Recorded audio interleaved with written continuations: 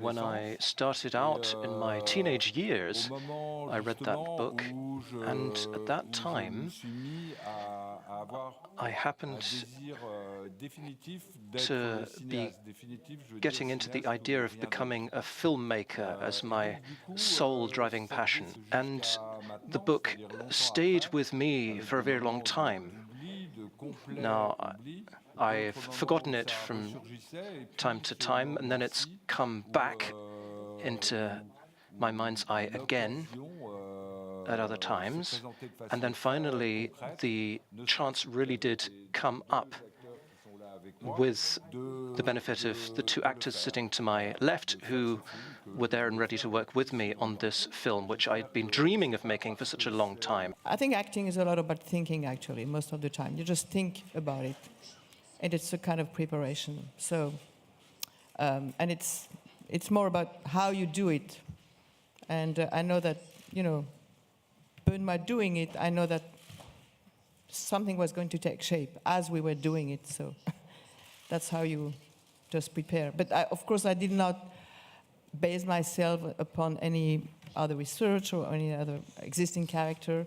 Again, when I thought she was a very unusual and atypical kind of a character, in the sense that, I think she's a very unusual.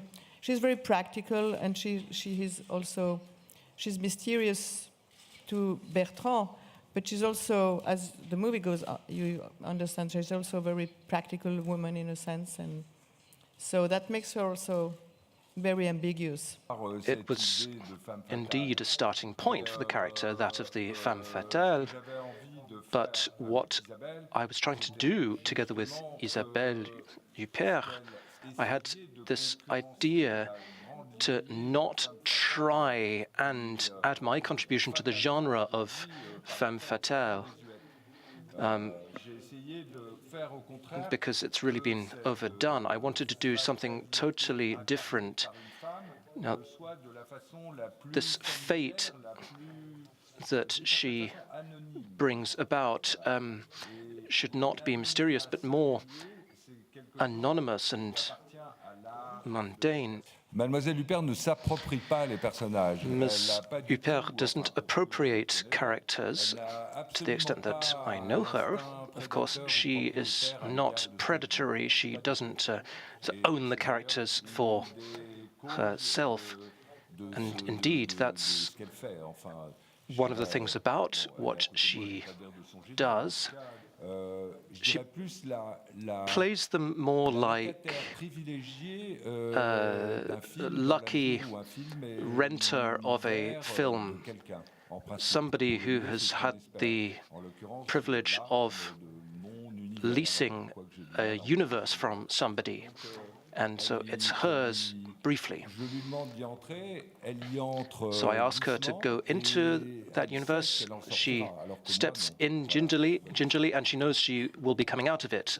But no, that's not what I do. It's the sixth time that I've worked with Isabelle Huppert, and I've often filmed her completely naked. Have you? In a variety of conditions. He's filmed my soul stripped bare and not my body. But there, it would have, in this film, it would have seemed counterproductive. From various interviews, I get the sense that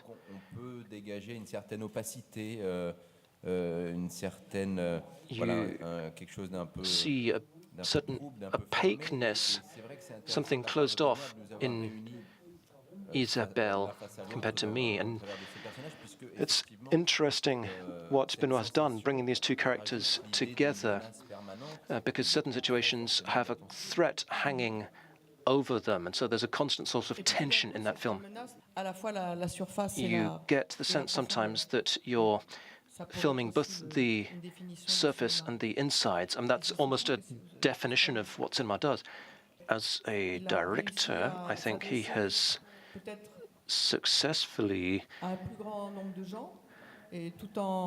approached a broader audience without compromising on himself. There's compromising anything, and there's something fundamental about him which hasn't changed since the beginning,